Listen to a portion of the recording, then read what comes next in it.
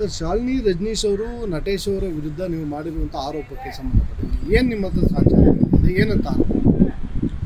Sir, ಏನು ಅವ್ರಿಗೆ ಬಡ್ತಿ ಸಿಗೋಕ್ಕಿಂತ 4 ದಿನಗಳ ಮುಂಚೆ ಅಂದರೆ 9/2/2026 ನನಗೆ ಮಾಹಿತಿ ಬಂದಿರತಕ್ಕಂಥದ್ದು ನಟೇಶ್ ಅವರಿಗೆ ಒಂದು ಬಡ್ತಿಯನ್ನು ಕೊಡಲಾಗ್ತಿದೆ. ಆ ಬಡ್ತಿಗೋಸ್ಕರ ಈ ಥರ ಕೋಟ್ಯಾಂತರ ರೂಪಾಯಿ ಹಣವನ್ನು ಕೊಡಲಾಗ್ತಿದೆ.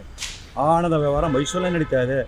ಇಂಥ ಕಾರಿನಲ್ಲಿ ಹಣ ಸಾಗಾಣಿಕೆ ಆಗ್ತಿದೆ ಮತ್ತು ಇಂಥ ವ್ಯಕ್ತಿಗಳು ಅದರಲ್ಲಿ ಭಾಗಿಯಾಗಿದೆ ಅಂತೇಳಿ ಸ್ಪಷ್ಟ ಮಾಹಿತಿ ಬಂದಿರೋದ್ರಿಂದ ಅದಾದ ನಂತರ 4 ದಿನಗಳಲ್ಲಿ ನಟೇಶ್ ಅವರಿಗೆ ಬಡ್ತಿ ಆದೇಶ ಆಗಿರೋದು ಇವೆಲ್ಲ ಗಮನಿಸಿದಾಗ ನನಗೆ ಬಂದಿರೋ ಮಾಹಿತಿ ನಿಜ ಅಂತೇಳಿ ಮೇಲ್ನೋಟಕ್ಕೆ ಕಂಡು ಬಂದಿರೋದ್ರಿಂದ ನಾನು ಈ ಆರೋಪನ ಮಾಡಿದ್ವಿ.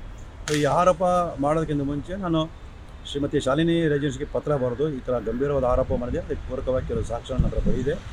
ನೀವು ಈ ಕೃತ್ಯದಲ್ಲಿ ಭಾಗಿಯಾಗಿಲ್ಲ ಅಂತಂದರೆ ನೀವು ಇದ್ರ ಬಗ್ಗೆ ದೂರು ಕೊಡಿ, ಒಂದು ತನಿಖೆ ಆಗಲಿ ಅಂತೇಳಿ ನಾನು ಮನವಿ ಮಾಡ್ಕೊಂಡಿದ್ದೀನಿ. ಮತ್ತು ಅದ್ರ ಜೊತೆಗೆ ನಾನು ಆದಾಯ ತೆರಿಗೆ ಇಲಾಖೆಗೆ ಮತ್ತು ಜಾರಿ ನಿರ್ದೇಶಕರಿಗೆ ದೂರನ ಕೊಟ್ಟಿದ್ದೀನಿ.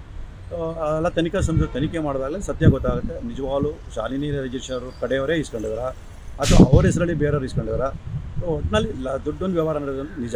ಅದಕ್ಕೆ ಪೂರಕವಾದ ಸಾಕ್ಷ್ಯ ಇರೋದ್ರಿಂದ ತನಿಖೆ ನಡೆದಾಗಷ್ಟೇ ಸತ್ಯ ಗೊತ್ತಾಗುತ್ತೆ. ಇದೇ ಪ್ರಕರಣಕ್ಕೆ ಸಂಬಂಧಪಟ್ಟಾಗೆ ನಿಮ್ಮ ವಿರುದ್ಧನ ಇಲ್ಲ ನೀವು ಮಾಡಿದಂಥ ಆರೋಪಕ್ಕೆ ಸಂಬಂಧಪಟ್ಟಾಗೆ ಬೆಂಗಳೂರು ಸೈಬರ್ ಪೊಲೀಸ್ ಠಾಣೆಯಲ್ಲಿ ಒಂದು ಪ್ರಕರಣ ದಾಖಲಾಗಿದೆ ಅನ್ನೋ ಮಾಹಿತಿ ಇದೆ. ಏನು ಹೇಳ್ತೀರಾ? ನನಗೆ ಅದ್ರ ಬಗ್ಗೆ ಯಾವುದೋ ಮಾಹಿತಿ ಬಂದಿಲ್ಲ. ಆ ರೀತಿ ಏನೋ ದಾಖಲಾಗಿ ನಾನು ಭಾಳ ಸಂತೋಷ ಪಡ್ತೀನಿ. ಯಾಕೆ ಅಂತ ಹೇಳಿದ್ರೆ ನಾನೇ ಮನವಿ ಮಾಡ್ಕೊಂಡಿದ್ದೀನಿ ಇದ್ರ ಬಗ್ಗೆ ಒಂದು ತನಿಖೆ ಆಗಬೇಕು ಅಂತೇಳಿ. ಈಗ ಅವರೇ ದೂರು ಕೊಟ್ಟು ಏನಾದರೂ ದಾಖಲೆ ಮಾಡಿಸಿದ್ರೆ ನನ್ನ ಹತ್ರ ಏನೋ ಸಾಕ್ಷ್ಯಗಳನ್ನು ತನಿಖಾಧಿಕಾರಿಗೆ ಕೊಡೋಕ್ಕೆ ಸಿದ್ಧನೇ ಇದ್ದೀನಿ. ಆ ಒಂದು ಸಾಕ್ಷ್ಯಗಳನ್ನು ಇಟ್ಕೊಂಡು ತನಿಖೆ ನಡೆದಾಗ ಸತ್ಯಾಸತ್ಯತೆ ಹೊರಗೆ ಬರ್ತದೆ.